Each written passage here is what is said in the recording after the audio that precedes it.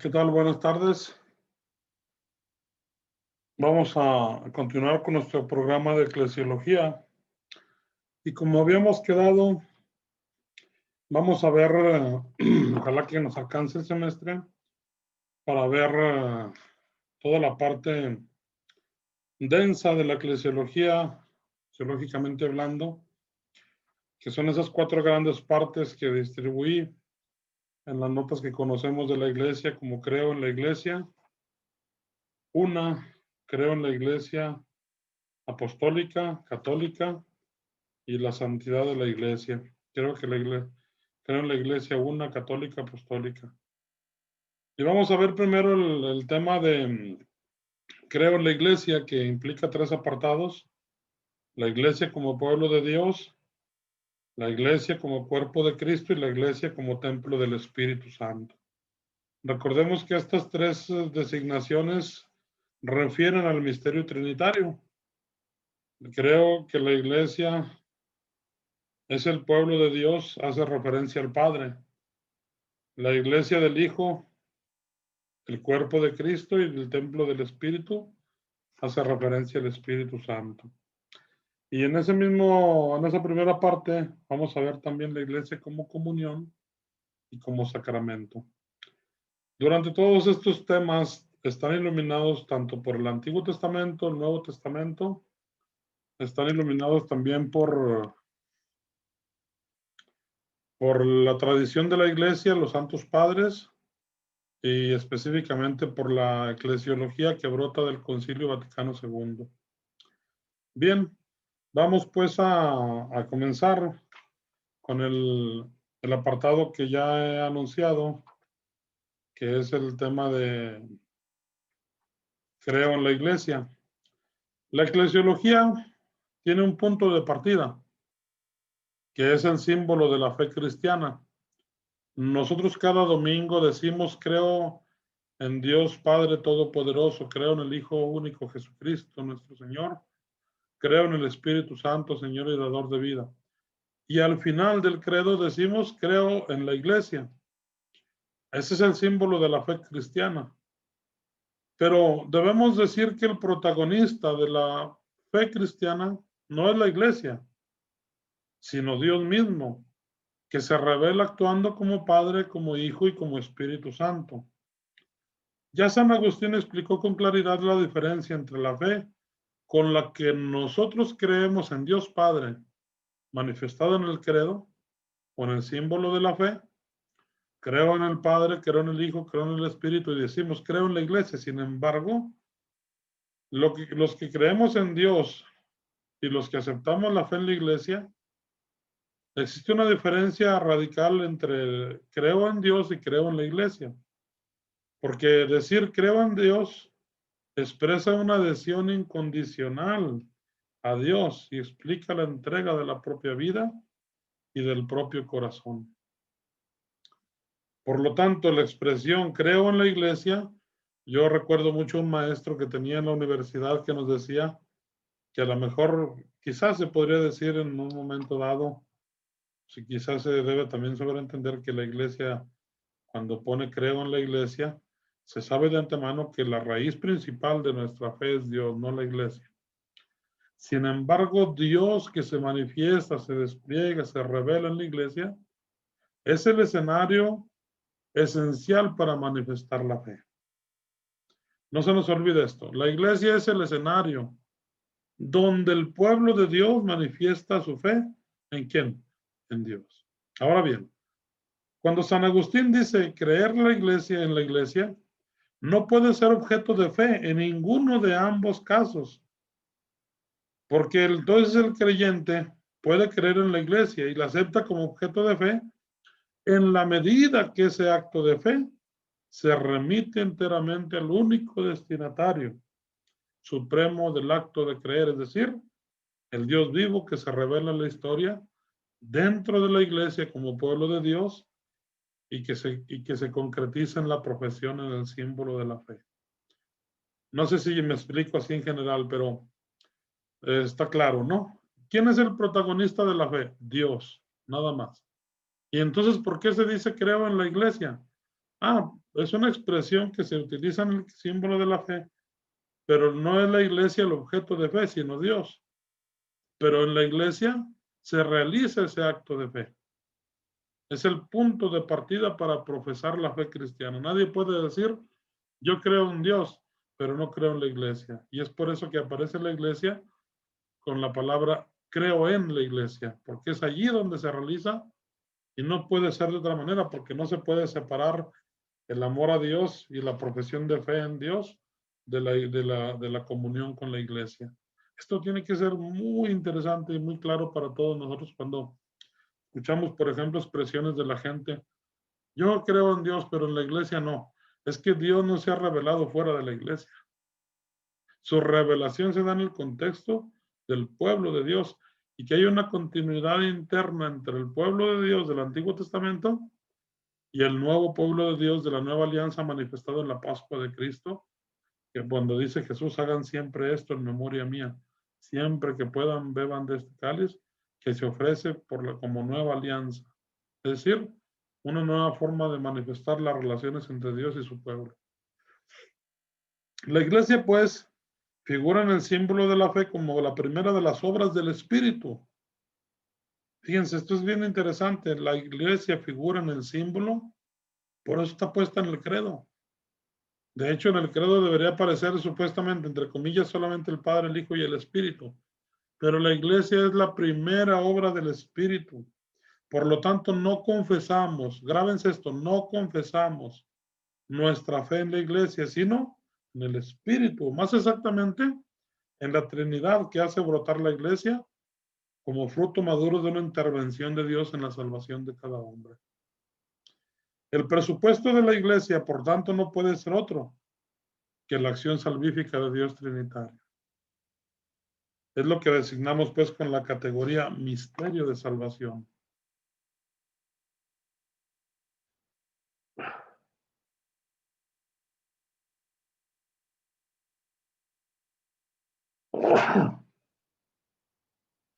Perdón.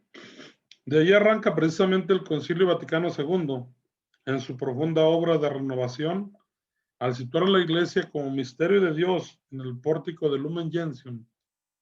De entrada, sabemos que tenemos que leer muy bien el capítulo 4 de Lumen Gentium, porque en él se concentra este capítulo que estamos viendo. Estoy checando por aquí el libro de Pieninot.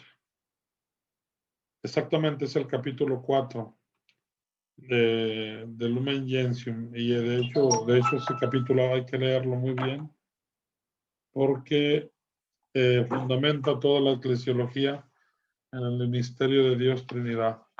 Perdón. La alergia.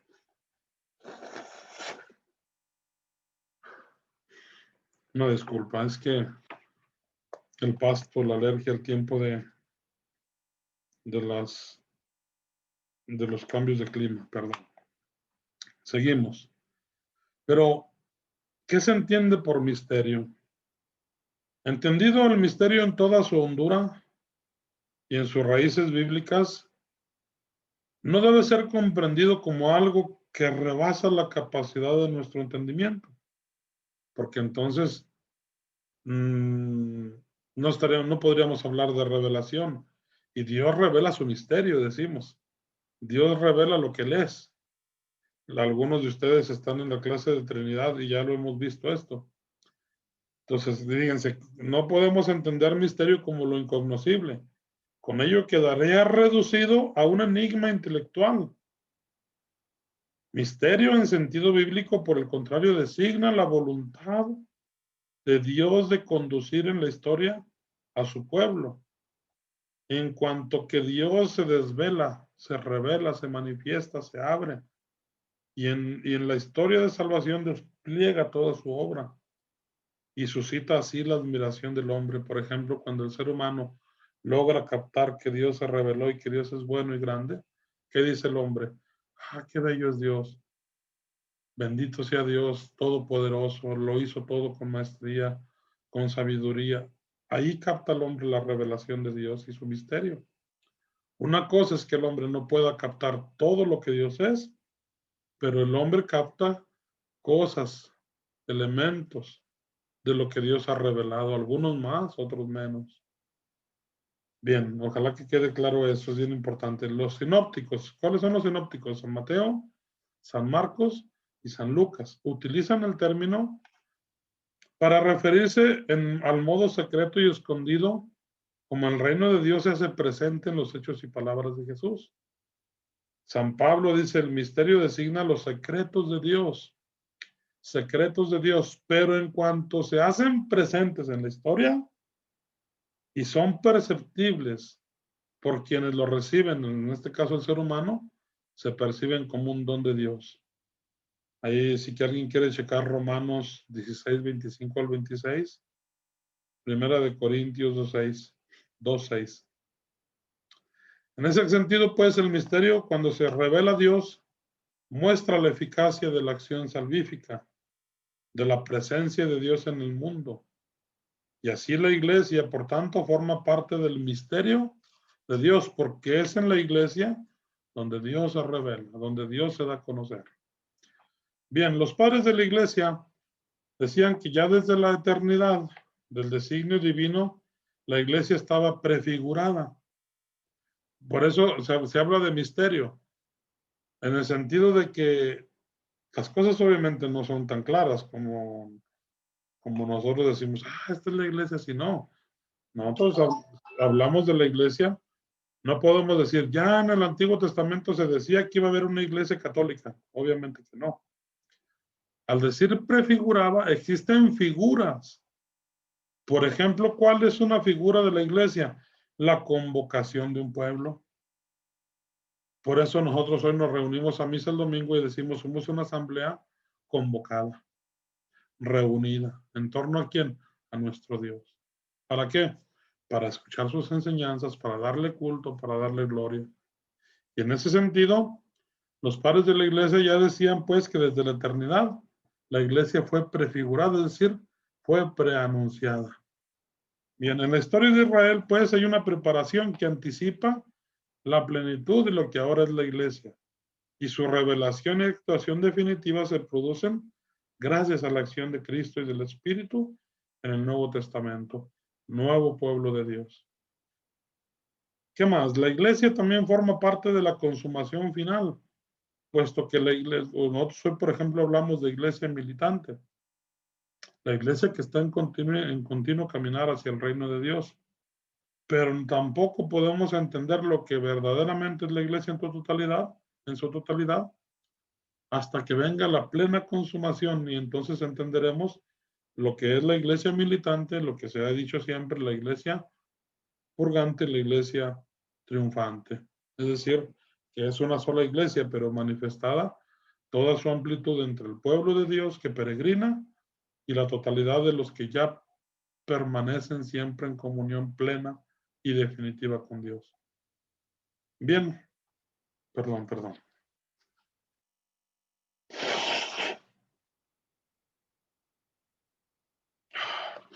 Una disculpa, perdón. Entonces, la iglesia, pues, ha de ser considerada como icono de la Trinidad, es decir, misterio de la Trinidad, porque en ella se revela todo el misterio trinitario. Ahorita decía al principio, en el símbolo de la fe solamente pueden estar el Dios Padre, creo en Dios Hijo, creo en Dios Espíritu Santo. ¿Por qué aparece pues la iglesia? Porque la iglesia es el escenario donde la Trinidad se despliega, se da a conocer. Por eso la iglesia es el icono de la Trinidad, en donde están los tres, el Padre, el Hijo y el Espíritu Santo. Ahí está la iglesia, que es el cuerpo de los tres, su epifanía, su manifestación. La iglesia no puede por ello ser entendida en profundidad más que dentro del dinamismo del amor trinitario de Dios. Vamos a ver pues, esto para el primer apartado lo llamamos creo en la iglesia. Yo creo que queda muy claro, muy entendible, ojalá y así sea. Hay que darle otra escuchadita a lo que acabo de decir. Vamos a dar paso ahora a la iglesia como pueblo de Dios. Qué bonita categoría que brota del Concilio Vaticano II, una renovación donde se rescata ese término que había quedado olvidado desde los primeros siglos, y que es un término muy bonito porque rescata la unilateralidad de lo que somos laicos, sacerdotes, religiosas, religiosos, obispos, papa, todos somos bautizados y en esa categoría todos somos iguales.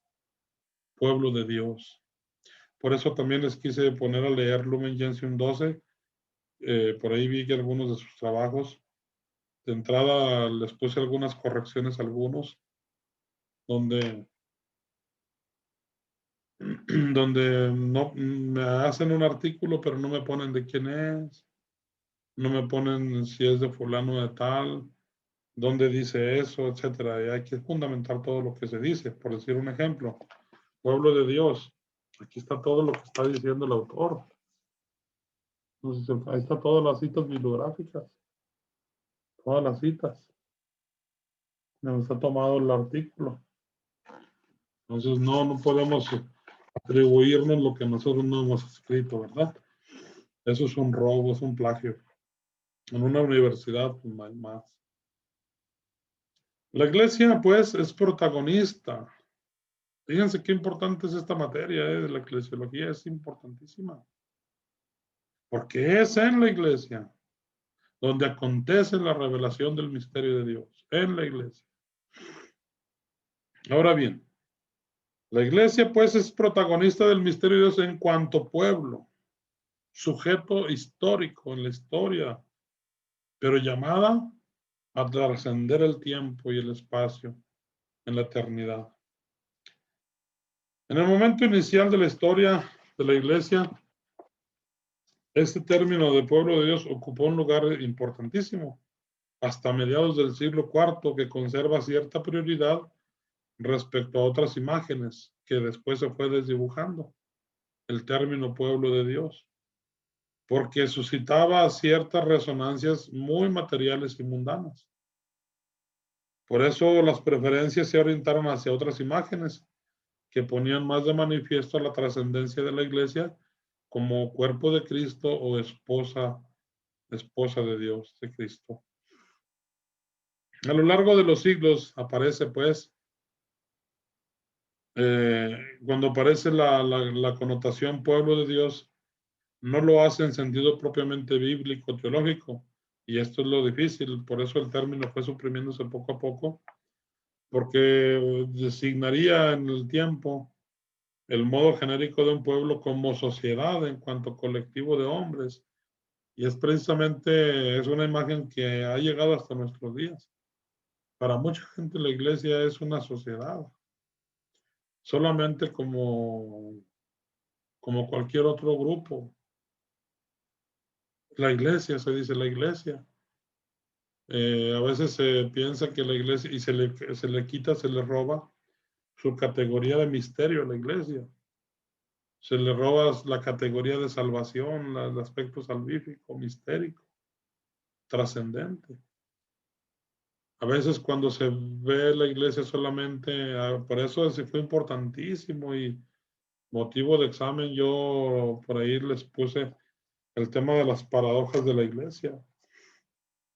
Es importante que la revisen porque la santidad y el pecado, ¿se acuerdan que yo decía santidad es uno de los elementos propios de la iglesia? Y actualmente, por ejemplo, solamente se ven los pecados de la iglesia y se pierde de vista el punto fundamental que es su santidad. Por eso la categoría pueblo de Dios fue perdiendo fuerza durante el tiempo, porque se veía solamente como un grupo societario. En el siglo XX ha sido testigo de su recuperación el Vaticano II, especialmente en clave de frente al predominio de la palabra cuerpo de Cristo. En el Concilio Vaticano II adquiere un gran relieve, ya les decía yo del capítulo 4, del capítulo 9 también. Adquiere un gran relieve hasta el punto de que se convertiría en síntesis y símbolo de la eclesiología del Concilio Vaticano II. De hecho, el capítulo 2 de Lumen Gentium es considerado como exponente fundamental del cambio operado por el concilio, es decir, la salvación es siempre comunitaria, pueblo de Dios, comunidad, e implica la pertenencia a ese pueblo, lo cual significa que, esto es bien importante y grábenselo, lo cual significa que pueblo de Dios significa que todos los bautizados se encuentran a ese nivel fundamental que es previo de cualquier diferenciación posterior. Por ejemplo, este tema de la Iglesia Pueblo de Dios fue utilizado como bandera del Vaticano II para enfrentar aquella rigorista mirada piramidal de la iglesia, donde el papa es más, donde el obispo es más, donde el cardenal, el obispo, el sacerdote, el diácono, y luego al final los laicos. Y el Concilio Vaticano II pone en un solo nivel a todos los bautizados. Y entonces, ¿qué sería pues para nosotros?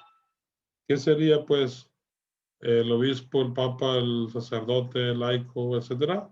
Ministerios, carismas, servicios, donde en el mismo cuerpo de Cristo y en el pueblo de Dios, todos tenemos una función específica. Bien, tras el florecimiento del concilio o después del concilio, fue quedando en la penumbra ante el predominio este término creciente de otras categorías como misterio de comunión, que según tendremos que estudiar. En este desdibujamiento actuaron de modo convergente tres factores. Por un lado, se cuestionaron por qué dejó de tenerse en cuenta el término que durante el concilio fue clave. Y pasado el concilio se empezó a desterrar el término por otro, como comunión.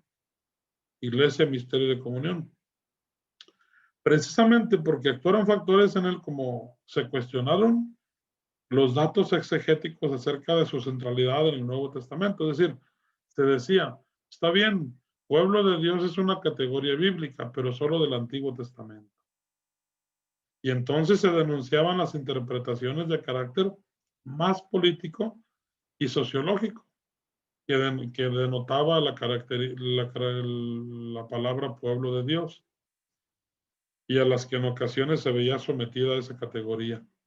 Y finalmente el descontento ante la mentalidad individualista y masificada que reclamaba más intensas y directas experiencias comunitarias. Estos dos últimos aspectos reaparecerán ulteriormente porque han acompañado el devenir de la iglesia posconciliar. Interesante. Bien, una de las cosas que me interesa que veamos finalmente de esta clase y que es básico entenderlo, vamos a verlo como cuál es el sentido teológico de la iglesia como pueblo de Dios. Los datos aportados por el Nuevo Testamento emergen algunos elementos básicos para la eclesiología, es decir, para la autoconciencia eclesial que podemos resumir del modo siguiente. La iglesia, primero, debe ser vista siempre dentro de la dialéctica, continuidad, discontinuidad. Es decir, entre el Antiguo Testamento y el Nuevo Testamento. Porque si no continuara la misma línea, es decir, si el pueblo de Dios al que nos referimos en el Antiguo Testamento no es el mismo al que nos referimos en el Nuevo Testamento, entonces estamos mal. Verdaderamente, el mismo pueblo de Dios al que nos referimos en el Antiguo Testamento es una preparación, por eso se anuncia el Mesías que llega, por eso no se logra distinguir, por supuesto, el Nuevo Testamento del Antiguo, no en cuanto que se dice este es el libro de aquí para acá y de aquí para acá, no, sino que desde que Jesús se aparece, se dice, el reino de Dios ha llegado y empieza a aparecer la nueva alianza, las nuevas palabras, el nuevo sentido de la ley.